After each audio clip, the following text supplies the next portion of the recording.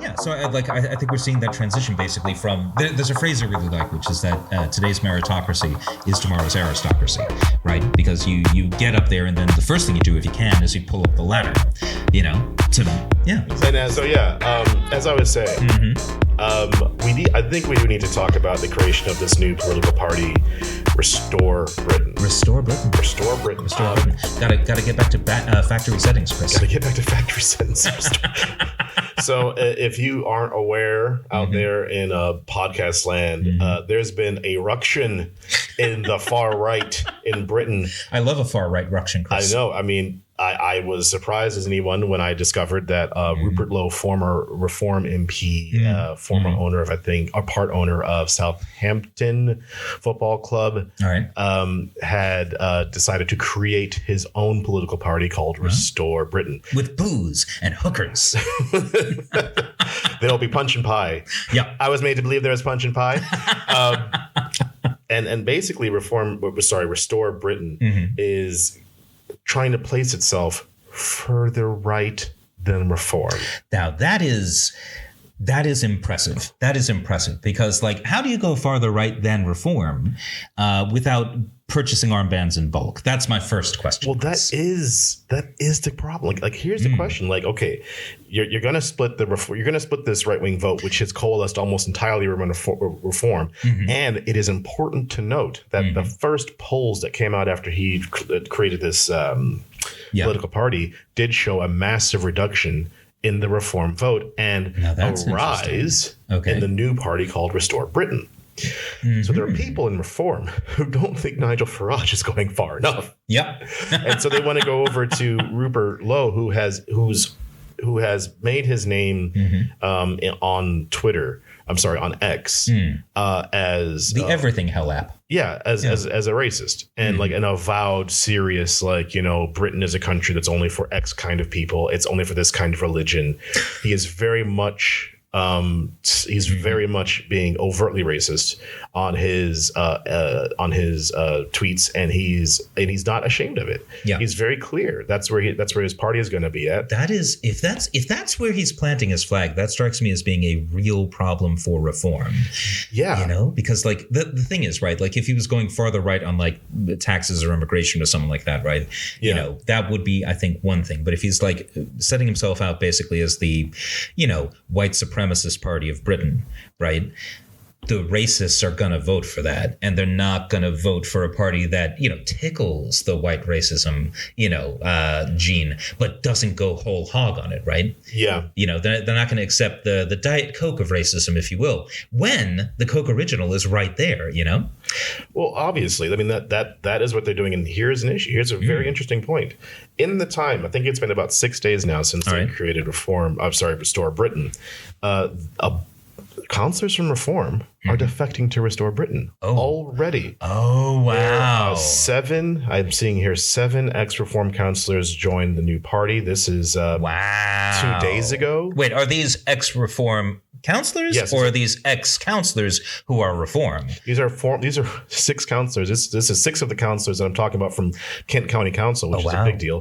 Were expelled from the Reform group, and now they have joined Lowe's group. Okay. You have, all right. Oops, sorry, hit the wrong button there. You've got 2 more counselors. Just want to make sure they're from a different place. I think they're from Warwickshire. They are from Warwickshire. All right.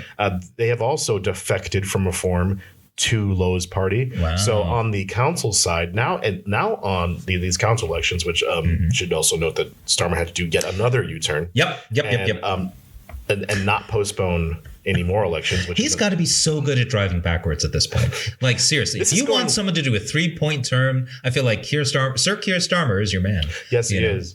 I mean, it's been an interesting week for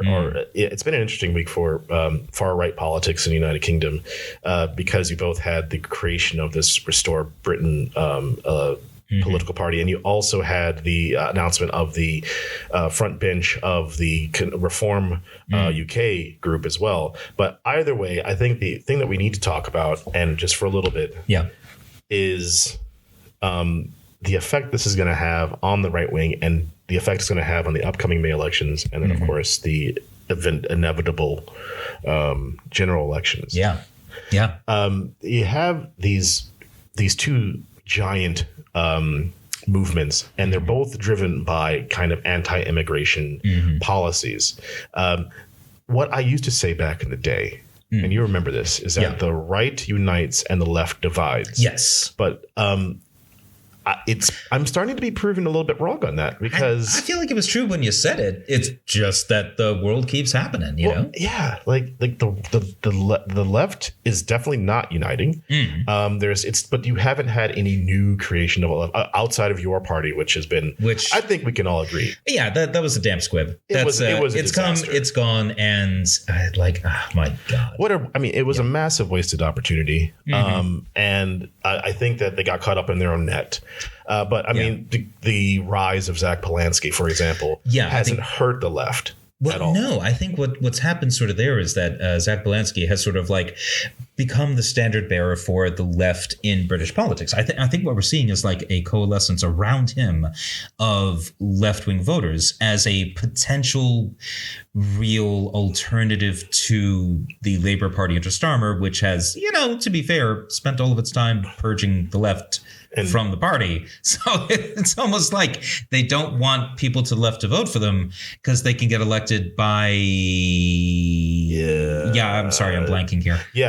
But now you're seeing on the right. I mean, the first start out, the only real right wing party in the United Kingdom was the Conservatives, right? Exactly. And then the emergence of Nigel Farage over the past 20 years, really, whether it be UKIP, the Brexit Party, or now Reform, which are more or less the same party if he's in them. Yeah, it's the Faragist wing. It's the Faragist wing of the right wing. Exactly. And he wasn't really pulling enough of votes and appeal. But once the Conservative Party conceded to do Brexit, all of a sudden, all hell broke loose. The Conservative Party was chasing after Reform. Now, my question is, will Reform have to start chasing after Restore? I mean, I think there is there's this idea in, I think, political science that we can make a reference to here, which is that where you've got sort of a revolutionary fervor going on, like revolutionary ideology, or indeed radical ideology in general, you have this fundamental issue, which is that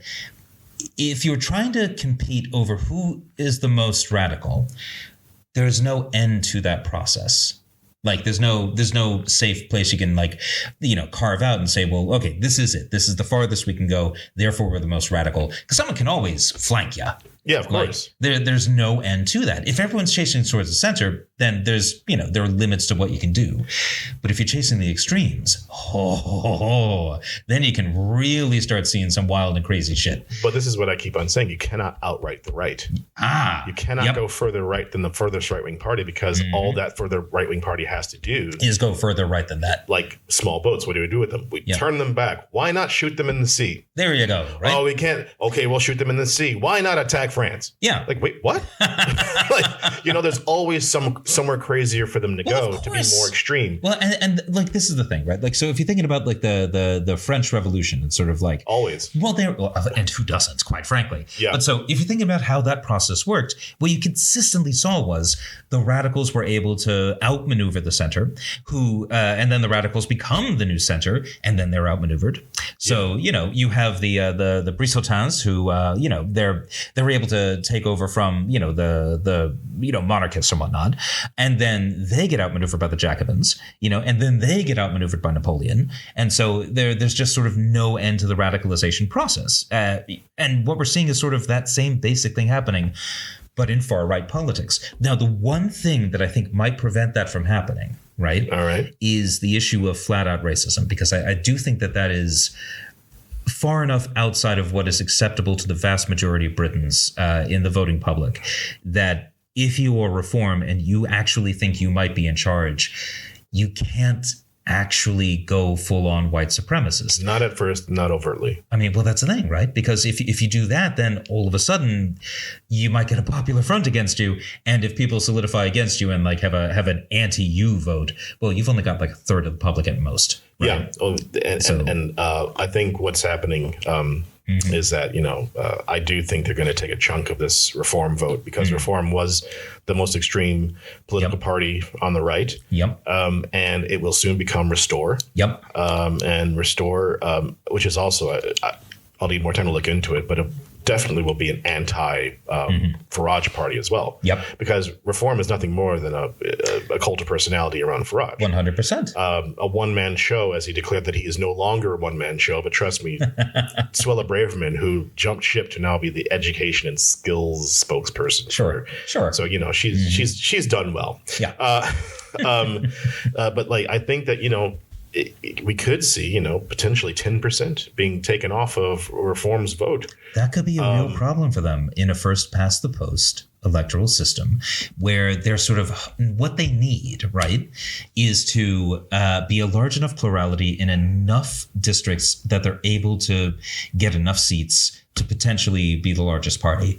And the thing is, if they lose 10% of their seats, that might drop them low enough that a solidified anti-reform vote is able to pip them. Yeah, you know?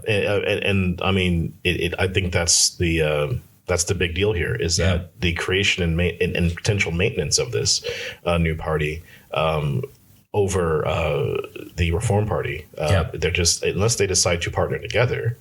But that's one thing. How do you partner with Restore if you're Reform when it's literally an anti-Farage party? Yep. I don't see that happening. I would see it much more likely that you get a conservative Reform sort of unity ticket. I mean, I think that Rupert Lowe's done a massive spanner or wrench into the works, and we're just gonna have to wait and see how that goes because we can talk about this thing as long as we want to. Obviously, but we all have stories. We all have stories. Yes.